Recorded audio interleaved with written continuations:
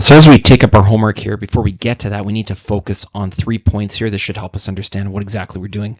So when we're talking about a point on a line, say this line here, that's my best attempt to be steady and draw it there. If we're talking about a point that's exactly on that line, say somewhere right there, we're talking about a saturated solution. If we're talking about a point that's below that line, somewhere, anywhere below this curve, then those are going to be unsaturated solutions, meaning they can hold more solute. And if we're talking about a point above this line, anywhere above the NaNO3 line, then we're talking about a supersaturated solution, and that means that there's too much solute in it and you can see it, and it's an unstable solution. So knowing that, let's start to look at taking up these homework questions. First one here, so we're talking about 100 mils of water, but that is the exact same as 100 grams of water because it's 1-to-1. So all we're going to do here is we're going to look at the temperature given and the substance given, and we're going to make our way along the graph. So the first question is saying KNO3 at 70 degrees. So you go to 70 degrees and you trace up, and as soon as you intersect with the KNO3 line, we're moving over, and that's going to be our answer. So 130, pardon my writing here, I'm trying to do it with a mouse. Grams. So here's your first answer. Second one is about NaCl at 100 degrees. So there's 100 and we're going up, and NaCl is pretty much straight across here, just give or take a little bit. Anyway, looks like it's about 40 grams. So at that temperature, you should be able to dissolve 40 grams in 100 mils of water. And in our last one here, we've got NH4Cl, so ammonium chloride at 90 degrees. So again, we're going to trace that one up until we hit it. We go across, and we're looking like we're about 70 grams.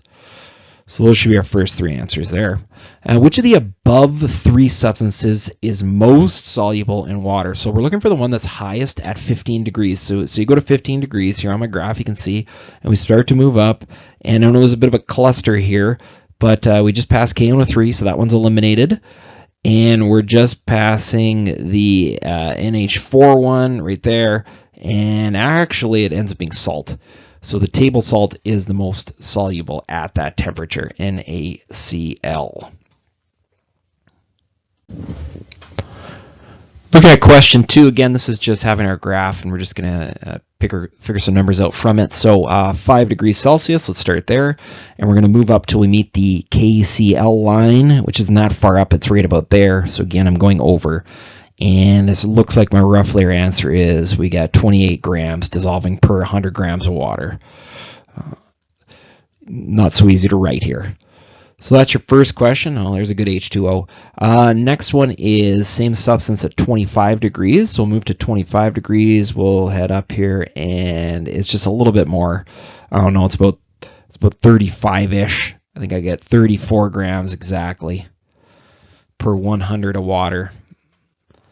And then next substance is this crazy one here. And this one's at 10 degrees, so I'm going to move up until I hit the curve, which is right about there, scoot over. So this one looks like it's about 13-ish grams. And then, again, this one's at 50 degrees now, and we go up, and it's much less. Now, this is quite unusual.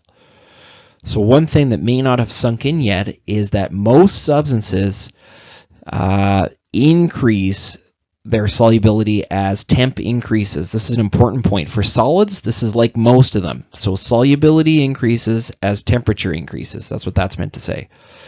The one we just looked at actually decreased. And there's one other one on here, this NH3 one. This one decreases. As temperature goes up, it gets less soluble. So there are many, many, many substances out there, and these are the two that sort of, they're different. They're opposite. They buck the trend, if you will. So 99% probably increase, and then a couple decrease. Okay, 90 degrees Celsius, you dissolve 10 grams of KCl. So I'm going to go to 90 here. That's going to be my starting point.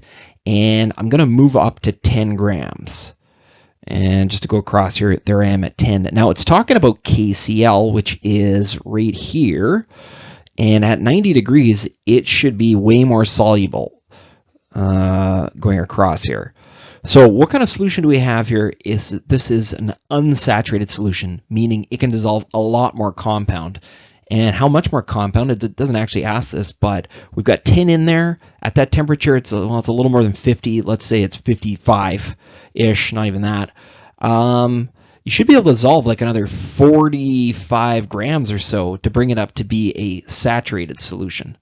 So again, this one's unsaturated. It's a clear solution because it doesn't have enough solute in it. It's only have 10 grams in there. We should be able to dissolve more than 50 in it. So yeah, we should be able to add about 45 in to get it to be saturated.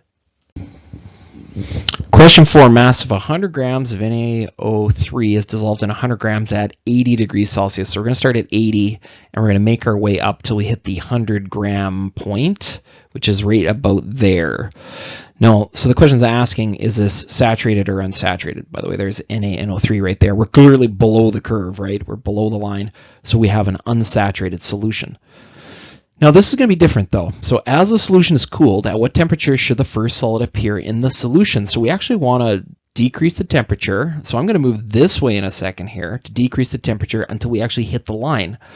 So we're at 80 degrees, it starts to cool off. We're at 70 degrees, we're at 60 degrees, we're at 50 degrees, 40 degrees, there we go. And that's about 35 degrees if you read backwards down there. So at 35 degrees, we should have a saturated solution, and that is like just a little bit below that is where we'll start to see it get cloudy. It'll start to become a super saturated solution just after we cross this point because we are now above the curve. So that one's a little bit, that's a little different. Probably haven't thought about this. Now keep in mind that the whole time we were decreasing the temperature, we still had that 100 grams that it was staying put. It was not evaporating. It was stuck in the solution. So we're just using our graph again for this one. Which compound is most soluble at 20 degrees? So we're going to go to 20 degrees, and all we're going to do is look for the one that's highest up on our graph, and that should be Ki. So Ki, potassium iodide, is our answer for that one, which is least soluble at 40 degrees. So we'll look for the, we'll go to 40 degrees here. We'll start to make our way up, and the very first one we intercept is going to be our answer. So cesium sulfate is our answer for that one, and which is least soluble at 10 degrees Celsius. Once again, we'll go to 10 and we'll move up until we hit, and there's our answer there, KClO3, potassium chlorate.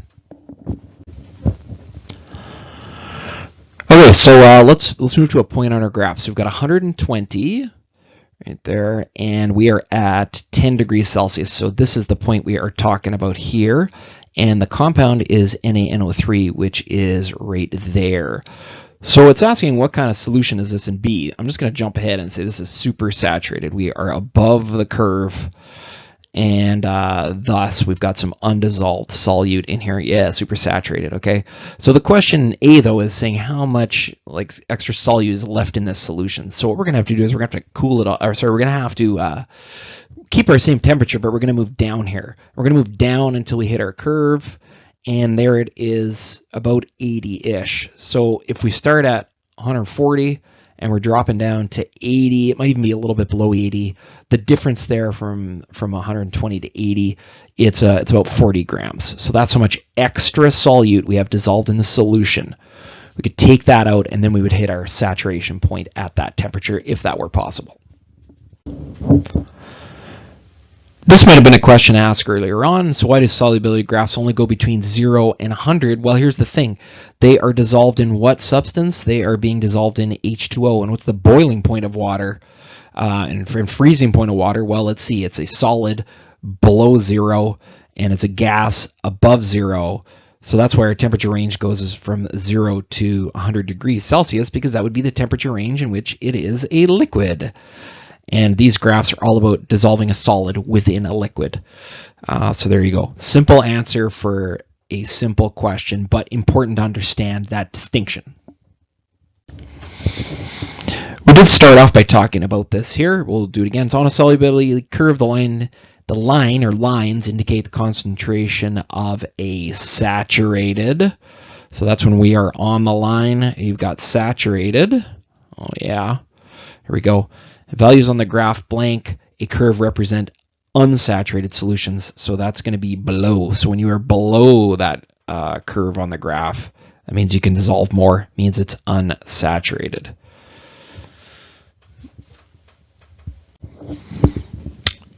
All right, last part using this graph here. So unsaturated, saturated, or supersaturated is what this question is asking us. So we've got 70 grams, we've got 30 degrees. So let's go to 30, and we're going to make our way up to 70 grams. Here we go. This question is about NaNO3, which is right here. We're below the curve. So this one is unsaturated. Unsaturated. And how much? So our difference, we're at 70, we want to go up to about 95. So I'd say it's about a 25 more grams we can dissolve there. Next question, 50 degrees and 50 grams. 50 degrees, 50 grams. We're right on the line here, so that one's got to be saturated, and that means we can't dissolve any more in there. Next one, we've got 50 degrees and 20 grams. So 50 to 20, again, we're on the curve here for the one it's asking about. So this is saturated, nothing to do there. And our last one here, we've got 0 degrees, and we're going up to 70. Oh, I went a little too high there. We're going to 70, and this question is about Ki. Ki is way up here. So this one's definitely unsaturated. We're way under the curve, unsaturated. And it looks like we can dissolve about another 60 grams. I don't know, 70 to about 130. That's about 60 grams. There you go. So that's the last question about interpreting a graph. Now we're going to make a graph and then interpret it. All right, so in this activity, we are going to make a graph, and then we're going to do a scatter plot to connect the points. That's why there are, well, multiple answers here, multiple numbers that need to be plotted, okay? So that's the plan here. So let's take a look. So here's our curve, and you're going to start to plot the points. You can see them appearing here. There's sort of a cluster there. There's a bit of an outlier. That will be ignored. And then picture the line coming in. Sorry, I had it there ahead of time. So anyway, you draw your curve of best fit, and there it is. And once you have that curve of best fit, you can go ahead and start doing some estimating here. So it's saying 30 degrees, so this should be easy enough. We go to 30 degrees, we go up, and then we go across, and I don't know, it looks about 220 grams. Holy man. We can dissolve 50 degrees. Again, we'll go up and over, I don't know, about 260-ish. That's just a guess. And the last one is 70 degrees. So we'll go up till we hit the curve at 70 and go across, and that one's looking about 315, give or take. So there you go. Those should be all your answers to your homework.